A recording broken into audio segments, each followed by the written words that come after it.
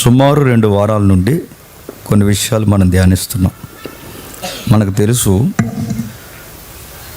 ఈ జరుగుతున్న ఈ క్రిస్మస్ గురించి చరిత్రలో జరిగిన లేదా సంఘ చరిత్ర యొక్క వైఖరిని మనం ధ్యానిస్తున్నాం. ఆ చరిత్రను అర్థం చేసుకోవడానికి కావలసిన కొన్ని ఆధారాలు, ఎవరెవరు ఏ కామెంట్స్ చేశారన్నది మనం చరిత్రలో నుంచి చూస్తున్నాం. నిజానికి ఈరోజు కూడా క్రిస్మస్ ఉన్న వలన త్వరగా నేను చెప్పి ముగిస్తాను. క్రిస్మస్ కదా, ఇక నా వెనకాల చాలా ప్రాబ్లమ్స్ ఉన్నాయి.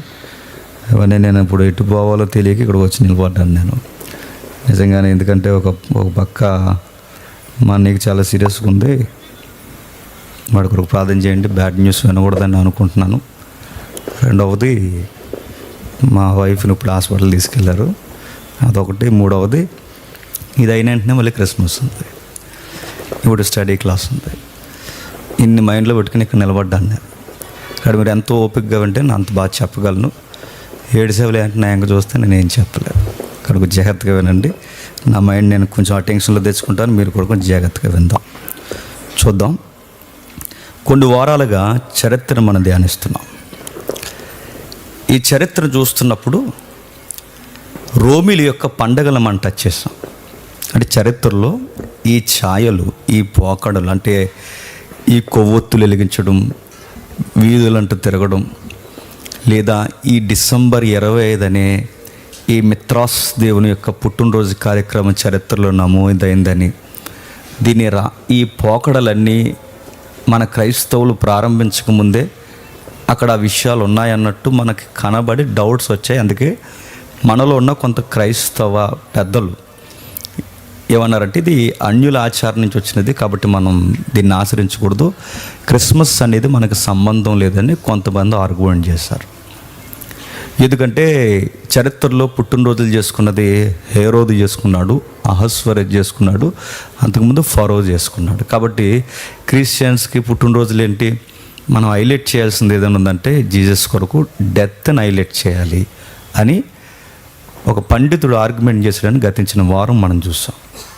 ఆ తర్వాత అటువైపు నుంచి ఇదిగో ఇవి అన్ని ఆచారాలు అనడానికి ఈ క్యాండిల్స్ వెలిగించే ఈ క్యారల్స్ మూమెంట్స్ అని మనకు సంబంధించినవి కాదు, ఆ ఫెస్టివల్లో ఉన్నాయి చూడండి అని చరిత్రలో ఈ ఆర్గ్యుమెంట్ చేస్తున్న వాళ్ళు చూపించారు. అందుకే ఈ సూర్యదేవుని పుట్టినరోజు కూడా 25వ తారీఖున వస్తుంది కనుక దానికి సంబంధించిన ఆ పోకడలను కూడా మనకు చూపించి ఇది ఎలా జరిగింది అని చెప్పారు. అప్పుడు కొంతమంది ఆర్గ్యుమెంట్ చేసి ఏమన్నారంటే, మనం లాస్ట్ వీక్ చూసాం, వాళ్ళు ఏమన్నారంటే లేదు దీనికి బిబిలికల్గా కూడా లెక్క ఉంది అని జకరియా యొక్క అబియా తరగతిని తీసుకొచ్చారు. ఇది చూసాం కదా. ఆ అబియా తరగతి అంటే వాళ్ళు చెబుతున్నారు, మనం ఏది కన్ఫర్మ్ చేయట్లేదు. చరిత్రలో ఎన్నో ఆర్గ్యుమెంట్లు జరిగాయో చూస్తున్నాం మనం. అయితే ఈ అబియా తరగతి 24 తరగతులు ఉంటే 24 తరగతుల్లో 8వ తరగతి అబియా. ఈ అబియా తరగతి చెందినవాడే జకరియా.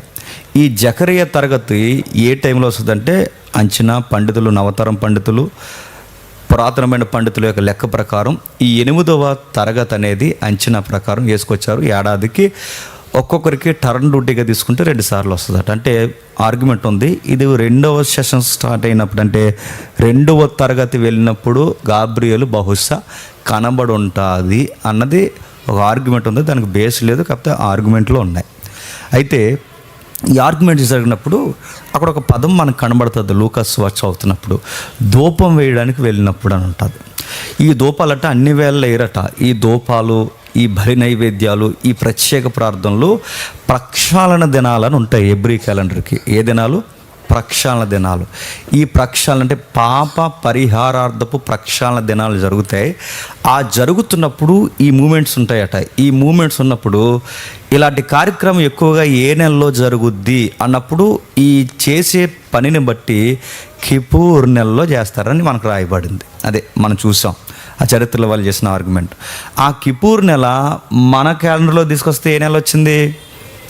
సెప్టెంబర్ 25 వచ్చింది. అదే డేట్ కన్ఫర్మ్ కాదు కానీ నెల, ఈ నెల వచ్చిందని మనకి వీళ్ళు ఆర్గ్యుమెంట్ చేసిన వాళ్ళు చూపించారు.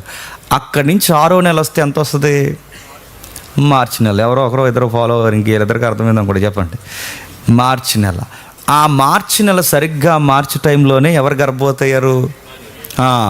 మరియమ్మ గర్భవతి అయింది.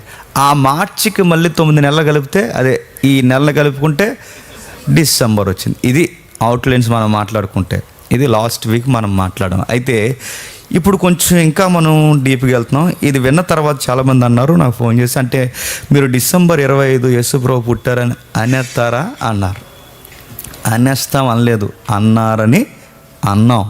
ఇప్పుడు అది లాస్ట్ వీక్ ఆర్గ్యుమెంట్, అదొక ఆర్గ్యుమెంట్. ఇప్పుడు కొత్త ఆర్గ్యుమెంట్ ఒకటి తెర మీదకి వస్తుంది. ఇప్పుడు లాస్ట్ వీక్ ఉన్న వాళ్ళు, ఆ క్లాస్ ఉన్న వాళ్ళకి అమ్మయ్య 25 పుట్టేశాడులే అని కొంచెం ధైర్యం, ఎక్కడ లేని ఉత్సాహం. కానీ ఈరోజు విన్నోళ్ళకి ఆనందం అంతా పోతుంది.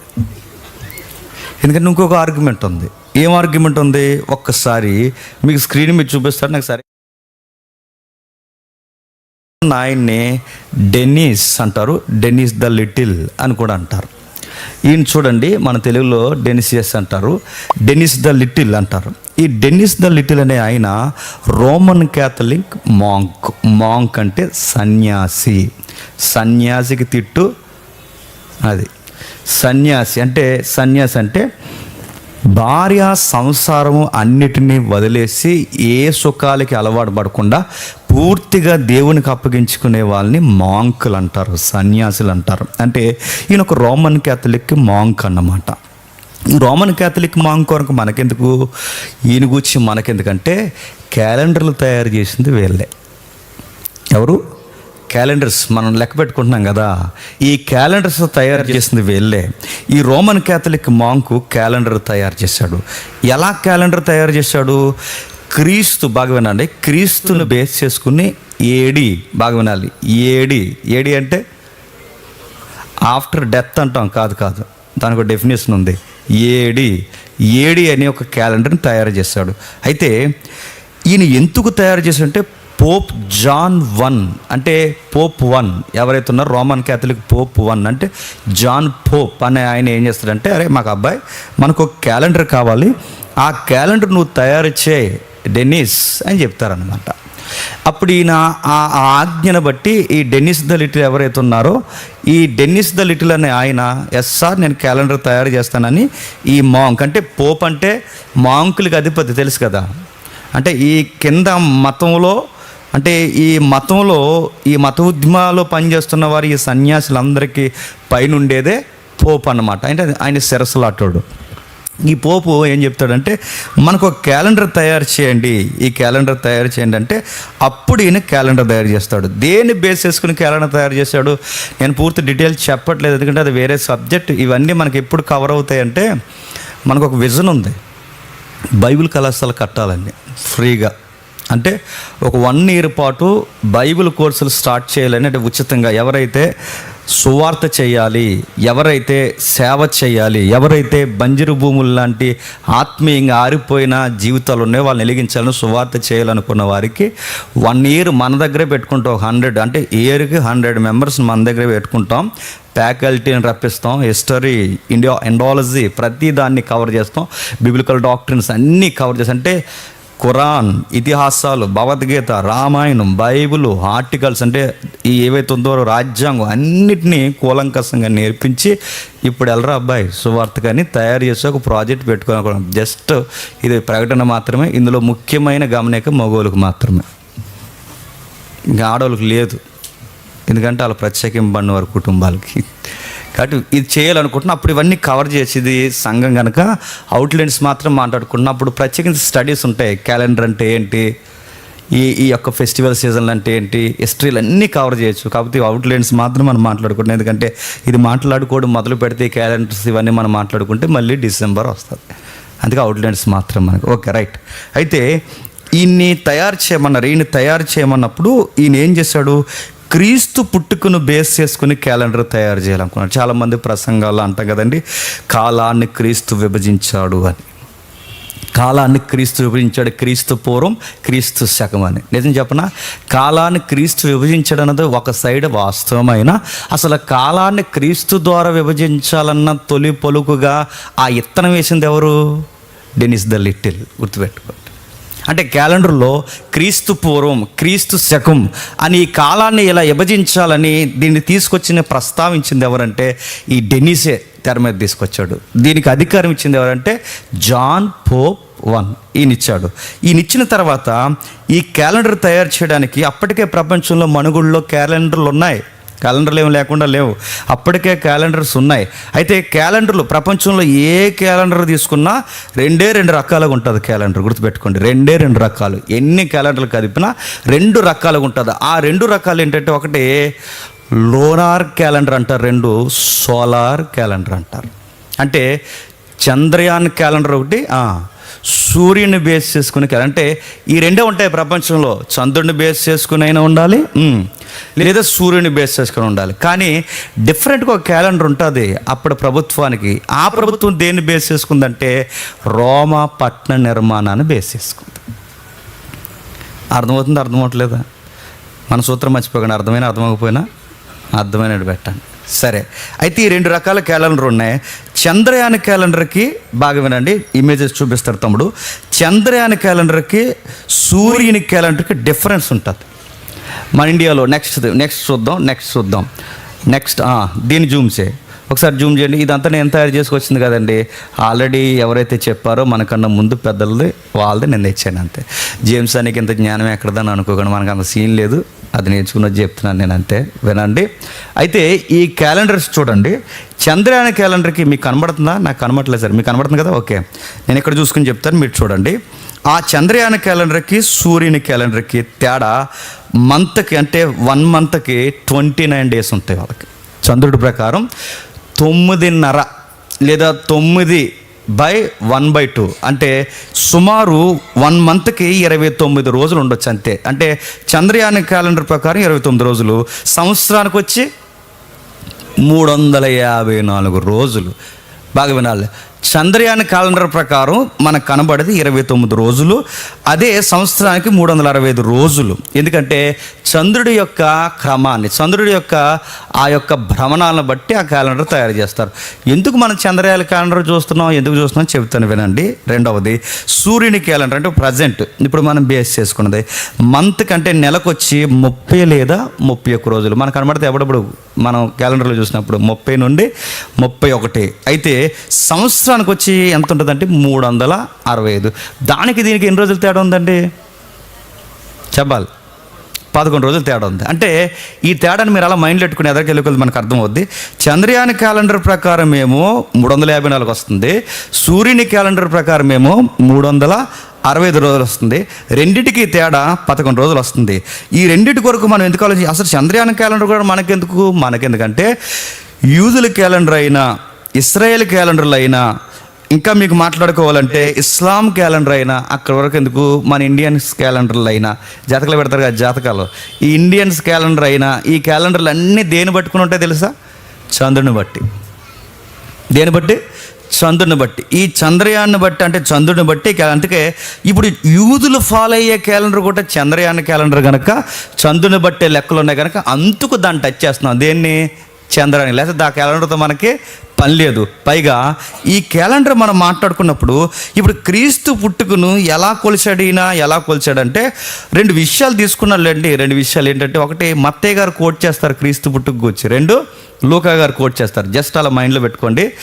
మత్తయ్య గారు, లూకా గారు తప్ప ఇక శిష్యులు ఎక్కడైన పుట్టుక ప్రస్తావన తీసుకురాలేదు. అయితే అది అలా పక్కన పెడదాం.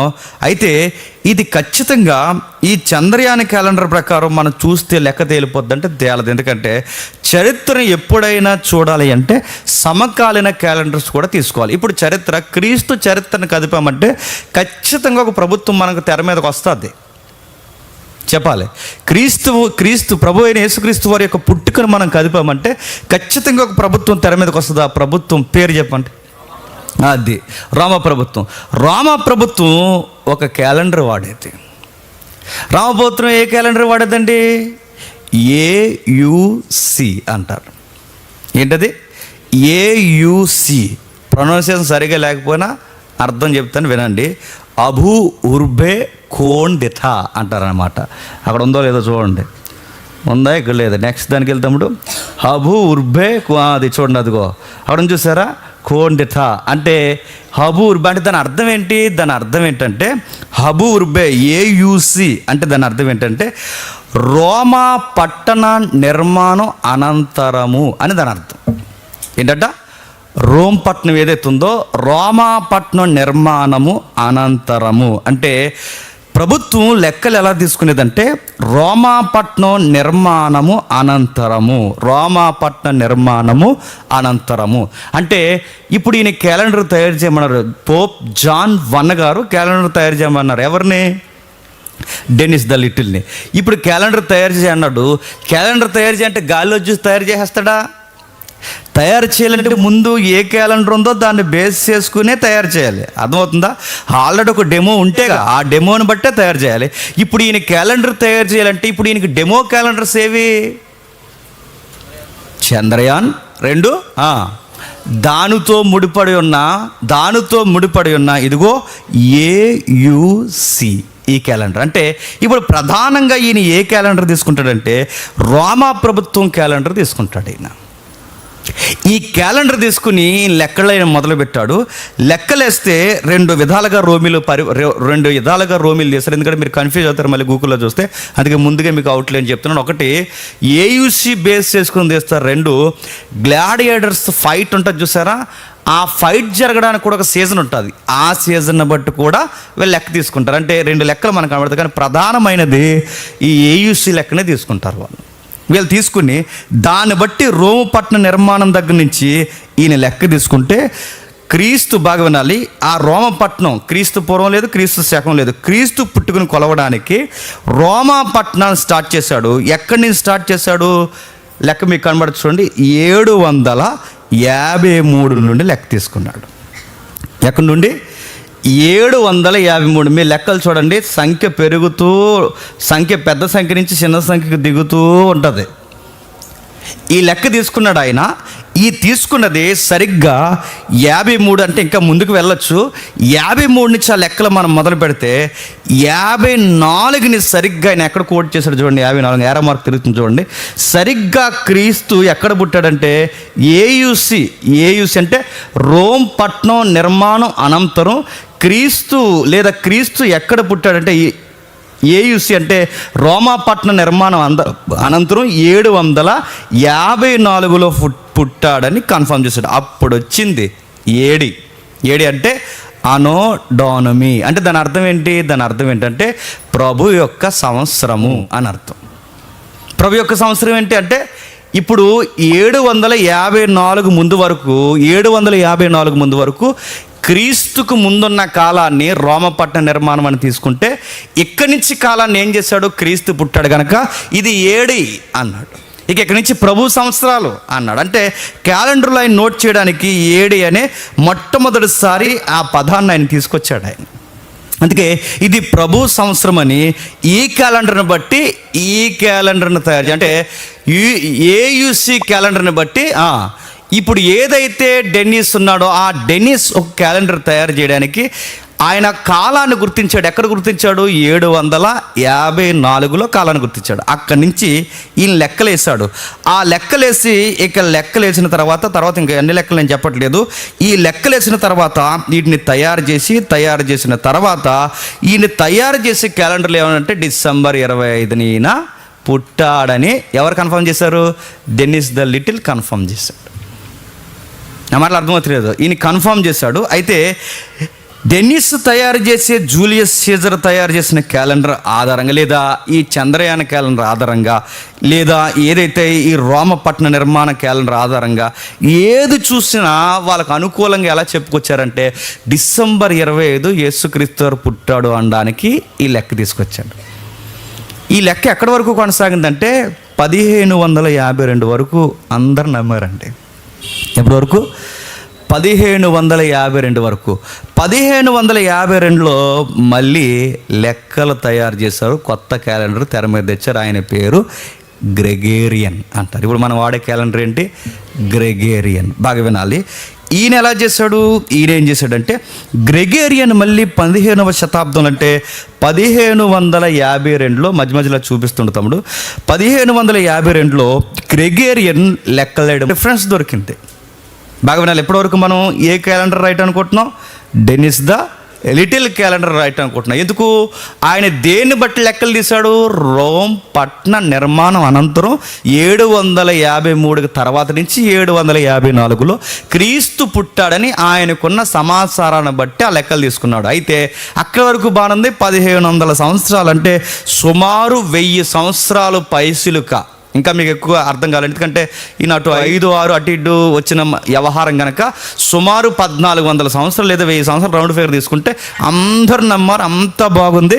1552 వచ్చేసరికి గ్రెగేరియన్ అనే ఒక ఆయన తెర మీదకి వచ్చి ఆయన తయారు చేసిన క్యాలెండర్ తప్పు అన్నాడు. ఏ తప్పు? డెనిస్ ద లిటిల్ క్యాలెండర్ తప్పు అని. ఇప్పుడు డెనిస్ ద లిటిల్ క్యాలెండర్ తప్పు అంటే ఆటోమేటిక్గా డిసెంబర్ 25 కూడా చెప్పండి తప్పు అవుద్ది. ఎందుకు తప్పు అవుద్ది? ఎందుకు తప్పు అవుద్ది అంటే ఆయన రోమ్ పట్టణ నిర్మాణాన్ని బట్టి ఆయన క్యాలెండర్ తీసుకుంటే వాళ్ళ క్యాలెండర్లు ఈ క్యాలెండర్ ప్రతిదీ బేస్ నిర్మాణం చంద్రుని బట్టి ఉంది కనుక ఇప్పుడు సూర్యుని బట్టి ఈయన నిర్మాణం, సూర్యుని బట్టి క్యాలెండర్ తయారు చేసడానికి ఆ లెక్కలు తేడా వచ్చేసాయి. లెక్కల తేడా వచ్చాయని అక్కడ తాపేశాడు. ఆ చరిత్రలో ఒక రెఫరెన్స్ తెర మీద తీసుకొచ్చాడు. ఏం తీసుకొచ్చాడు తెర మీదకి? చరిత్ర చదివాలకు అర్థమవుద్ది. జోసఫస్ అని ఒక ఆయన ఉంటాడు, చరిత్రకారుడు, తెలుసు కదా. ఈ జోసఫస్ అని ఆయన ఏమంటాడంటే క్రీస్తును చంపాలని ప్రయత్నం చేసిన మహాయేరోదు చనిపోయిన టైం నోట్ చేశాడు జోసఫస్. మళ్ళీ సూత్రం మొదలెడుతున్నాను, అర్థమవుతుందా? క్రీస్తు ఎప్పుడు పుట్టాడు అన్నాడు? ఇప్పుడు బాగా వినండి. అసలు యేసుక్రీస్తు అని చంపడానికి ప్రయత్నం చేసింది ఎవడు? మత్తయి స్టేట్మెంట్ ప్రకారం అసలు మత్తయి గారు ఇచ్చిన స్టేట్మెంట్ ప్రకారము యేసుక్రీస్తు వారిని చంపడానికి ప్రయత్నం చేసింది ఎవరు? మహాయేరోదు. ఇప్పుడు ఈ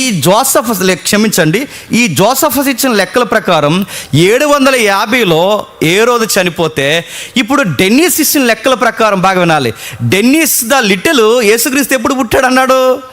54 అంటే బాగా వినాలి, ఇతడు చచ్చిపోయిన తర్వాత పుట్టాడా యేసుక్రీస్తు వారు? అందుకే తప్పు అన్నాడు. గ్రెగేరియన్ ఎందుకు తప్పు అన్నాడంటే జోసఫస్ హిస్టరీలో ఏమన్నాడు? ఏరోదు చనిపోయింది 750లో అయితే యేసుప్రభు వారు 754లో పుడితే మరి ఏరోదు యేసుక్రీస్తు అని చంపాలనుకున్నాడు?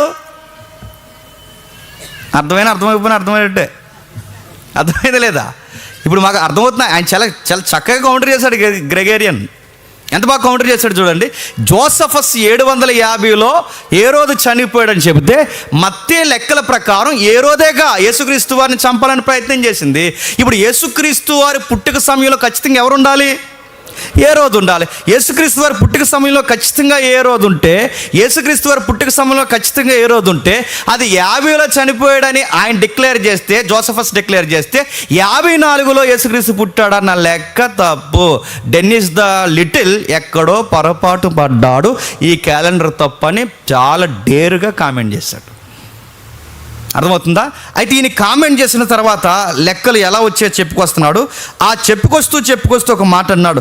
లూకా గారు చేసిన ఒక సెన్సస్ ఉంటుంది, మనం చదువుకుంటాం. లూకా గారు తీసిన సెన్సస్ మనకు తెలుసు కదండి. ఈ సెన్సస్ కూడా తీసినప్పుడు కైసర్ ఫస్ట్ సెన్సస్ తీసినప్పుడు ఇది ఎప్పుడు తీశారట హిస్టరీలో? 746లో తీశారు. చూడండి, ఎప్పుడు? 6 మార్కు తిప్పుతున్నాడు. పక్కదే 46 పక్కదే ఫస్ట్ది.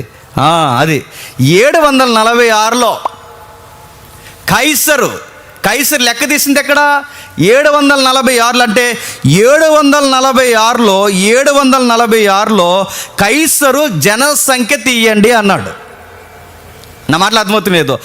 కైసరు జనాభా లెక్కలు తీయమన్నది 746 అయితే, బాగా వినాలి, 746 అయితే ఇప్పుడు లెక్కల ప్రకారం, ఏ రోజు చనిపోయింది జోసఫస్ లెక్కల ప్రకారం 750 అయితే 754లో ఎలా పుట్టినట్టు ఇప్పుడు సెన్సస్ లెక్కల ప్రకారం ఎలా మ్యాచ్ అవుతున్నాయి?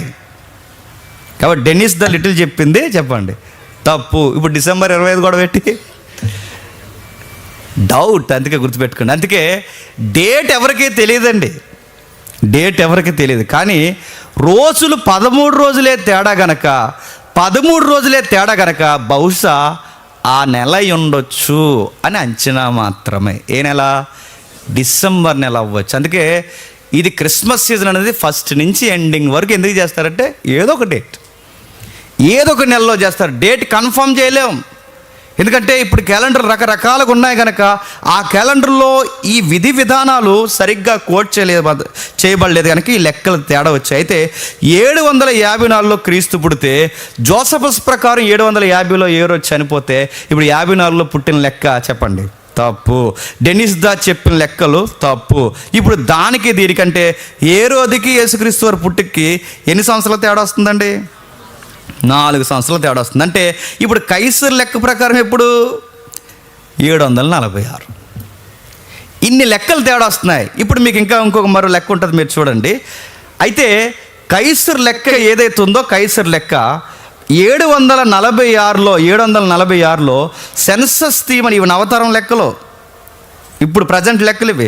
746లో సెన్సస్ తీయమని బయలుదేరి వెళితే 748 ఉందో చూడండి. 740 అంటే పాలస్తీనా ఇజ్రాయేల్ ప్రాంతానికి 46లో సెన్సస్ తీయండిరా అంటే సుమారు ఇక్కడికి వార్త వచ్చి వీళ్ళు బయలుదేరి టర్న్ వచ్చే సమయానికి సుమారు 2 సంవత్సరాలు టైం పట్టిందంట. ఎంత? 2 సంవత్సరాలు. అంటే 46లో స్టార్ట్ చేసిన జనాభా లెక్కలు ఎప్పటివరకు జరిగాయి? మన ప్రభు వచ్చేంతవరకు ఎన్ని సంవత్సరాలు? 2 సంవత్సరాలు. అంటే 48 వరకు ఈ లెక్కలు జరుగుతూనే ఉన్నాయి. ఇప్పుడు చెప్పండి, 4 సంవత్సరాలు క్యాలెండర్లో ఇంత ఎర్రర్ ఉంటే 13 రోజులు ఇంత పెద్ద ఎర్రర్ మైనస్ మనకు కనబడితే 25 అని ఎలా కన్ఫామ్ చేస్తారని గ్రెగేరియన్ అడిగాడు. లాస్ట్ వీక్ అందరం మనం భుజాలు ఎలా ఎత్తాం. ఇప్పుడు చెప్పండి, హిస్టరీలో ఇవన్నీ ఉన్నాయి. ఇన్ని ఆర్గ్యుమెంట్లు, ఇన్ని ఫైట్లు జరిగాయి, ఎంత అవకతవకల వ్యవహారాలు జరిగాయి. వీటి గురించి అందుకే ఇప్పుడు యేసుక్రీస్తు వారు ఎప్పుడు పుట్టుంటాడు ఈ లెక్కల ప్రకారం ఎప్పుడు పుట్టుంటాడంటే లాస్ట్ ఒకసారి చూడండి. ఎప్పుడు పుట్టుంటాడంటే మీరు జాగ్రత్తగా చూడండి.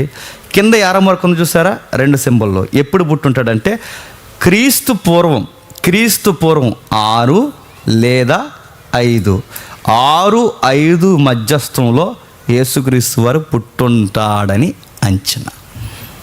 అదే క్రీస్తు పూర్వం పుట్టడం ఏంటి? నా మాటలు మీకు అర్థమవుతున్నాయి. క్రీస్తు పూర్వం పుట్టడం ఏంటి? లెక్కలు అలా వచ్చినాయి, మరి ఏం చేద్దాం.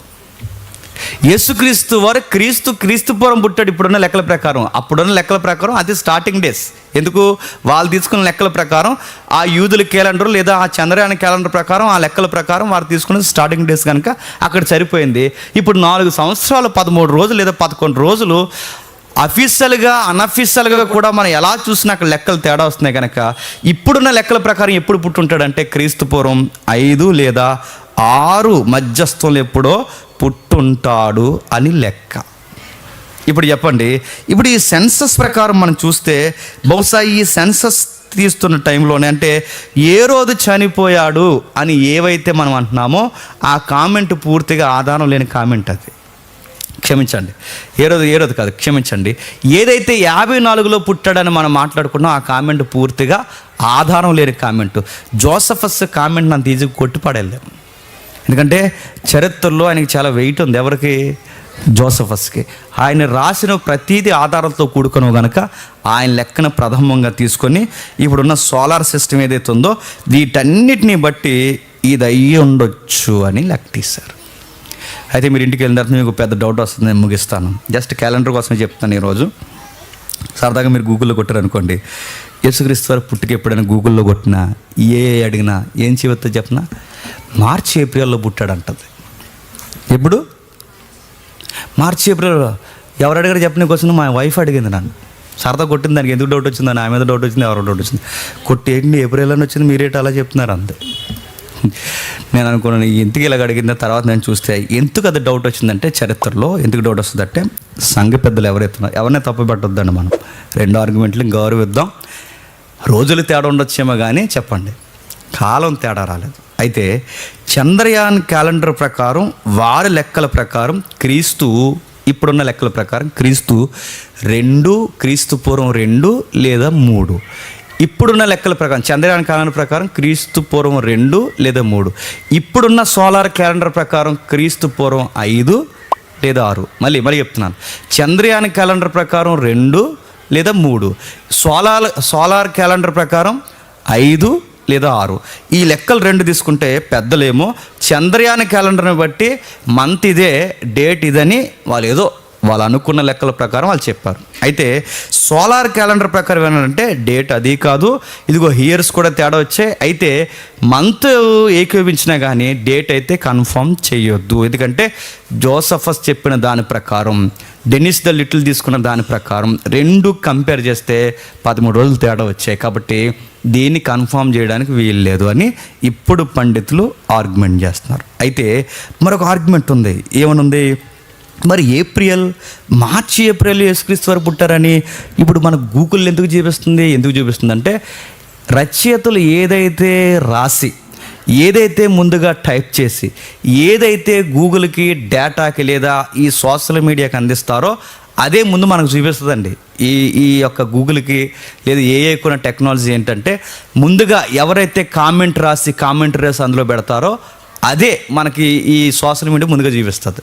మీకు ఇంకా బాగా అర్థం కావాలంటే మీరు బాగా ఫోటోలు దిగేసి రాజమండ్రి ఫోటోలు గోదావరి కొట్టేవి, అక్కడికి కోట్లింగాలు పెట్టవి అన్నీ దిగేసి అక్కడికి దీన్ని దిగేసి మీరు నెట్లో అప్లోడ్ చేశారనుకోండి, గూగుల్లో రాజమండ్రి అని ఎవడో కొట్టాడు అనుకోండి, మీ ఫోటోలు అన్నీ వస్తాయి తెలుసా, అన్నీ అందులోకి వస్తాయి. అంటే ఎవడైతే కామెంటరీ చేస్తాడో, ఎవడైతే దానికి అప్లోడ్ చేస్తాడో అవి ముందుకు వస్తాయి. అయితే ఈ కామెంటరీ చేసిన వాళ్ళు మార్చి ఏప్రిల్ ఎందుకు రాశారంటే యేసుక్రీస్తు వారు చనిపోతున్న టైంలో ఒక ఫెస్టివల్ ఉంది. ఏంటి? పస్కా ఫెస్టివల్ ఎప్పుడు జరుగుతుందంటే నీసాన్ మాసంలో జరుగుతుంది. ఎప్పుడు? నీసాన్ అంటే నీసాన్ మాసం అంటే ఎవరిది? యూదుల క్యాలెండర్ నీసాన్ మాసంలో జరుగుతుంది కనుక ఈ నీసాన్ నెల మన క్యాలెండర్లో ఏ రోజు వస్తుంది? ఏప్రిల్, మార్చి వస్తుంది. అయితే ఎప్పుడు నీసాన్ మాసంలో పస్కా జరిగే ఫైనల్ డే ఎప్పుడంటే వాళ్ళ లెక్కల ప్రకారం 14వ తారీఖు, నీసాన్ మాసం 14వ తారీఖు. ఆ 14ని మన లెక్కల్లోకి మారిస్తే మార్చి 25 వస్తుంది. ఇప్పుడు మార్చి 20 అంటే నీసాన్లో 14 మనకి ట్రాన్స్ఫార్మ్ చేసుకుంటే మార్చి 25 వస్తుంది. ఇప్పుడు 25ని యేసుప్రభు వారు చనిపోయాడు, పస్కా రోజు చనిపోయాడు అన్నది ఇది కామెంట్. అయితే రాను ఏం రాశారంటే యేసుప్రభు మార్చి 25 చనిపోయాడు అన్నది ఎంత వాస్తవంగా రాశారో తర్వాత దాన్ని ఎవరు పొరపాటు పడ్డారో ఏం జరిగిందో తెలియదు. కానీ ఆ మార్చి 25నే చనిపోయిన రోజే కాదు, పుట్టినరోజు అని కూడా రాశారు. అందుకు ఇప్పుడు మనకు చాలామంది ఏమంటారంటే పుట్టినరోజు మార్చి 25 జరిగింది అంటారు. కాదు, నీసాన్ మాసం ప్రకారం ఎప్పుడు? నీసాన్ మాసం ప్రకారం ఆయన చనిపోయిన డేట్ మార్చి 25 లేదా నీసాన్ మాసంలో చనిపోయాడు, డేట్ పక్కన పెట్టిన మార్చి ఏప్రిల్లో చనిపోయాడు. మార్చి ఏప్రిల్ అందుకే మనకి ఎందుకు లెంట డేస్ ఎప్పుడు వస్తాయి? ఆ సీజన్లోనే వస్తాయి వాళ్ళ లెక్కల ప్రకారం. అందుకే ఈ మార్చి 25 ఆ టైంలో చనిపోయినది ఓకే, కానీ రాను ఏం చేశారంటే ఆ టైంలోనే పుట్టాడు అని కూడా రాసేస్తారు. అందుకే మార్చి 25 వస్తుంది. దాని మీద చాలా పెద్ద కామెంట్లు ఉన్నాయి, ఇవన్నీ ఇప్పుడు నేను చెప్పట్లేదు. అయితే మరికొంతమంది బిబులికల్గా కామెంటరీ చేస్తారు. ఏమంటారంటే గొర్రెల కాపుర్లు మందలు కాయడానికి వెళ్ళారుగా, రాత్రి వేళ మందలు కాయరు. ఆ టైంలో డిసెంబర్లో మంచు ఎక్కువ ఉంటుంది అన్నారు. మందలు ఎప్పుడు కాస్తారు? మందలు ఎప్పుడు మేపడానికి వెళ్తారు? యాసవకాలంలో కాస్తారు. కాబట్టి మందల్ని యాసవకాలంలో తోలుకెళ్తారు కనుక బహుశా మందల్ని రాత్రి వేళ అక్కడ కాస్తున్నారంటే బహుశా అది ఏ కాలం అన్నారు? ఏలో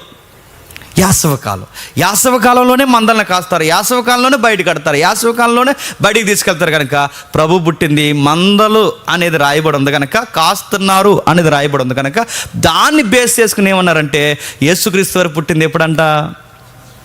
యాసవకాలం పుట్టారని. కానీ ఒక మాట అడుగుతాను, గుర్తుపెట్టుకోండి, మన జాగ్రఫీ వేరు, చెప్పండి, పాలస్తీనా జాగ్రఫీ వేరు. మన కాలాలు బాగా వినండి, మన వాతావరణం వేరు, చెప్పండి, వాళ్ళ వాతావరణం వేరు.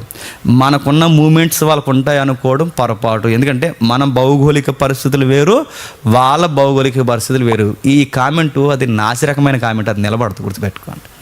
దానికి అంత బేస్ లేదు. ఇప్పుడు మళ్ళీ చెప్తున్నాను, ఇప్పుడు దీన్ని బట్టి మనకు అర్థమవుతుంటే, దీన్ని బట్టి మనం చదువుతుంటే క్యాలెండర్ సుమారు ఎన్నిసార్లు మారింది చరిత్రలు అంటే ఎన్నిసార్లు మారిందండి?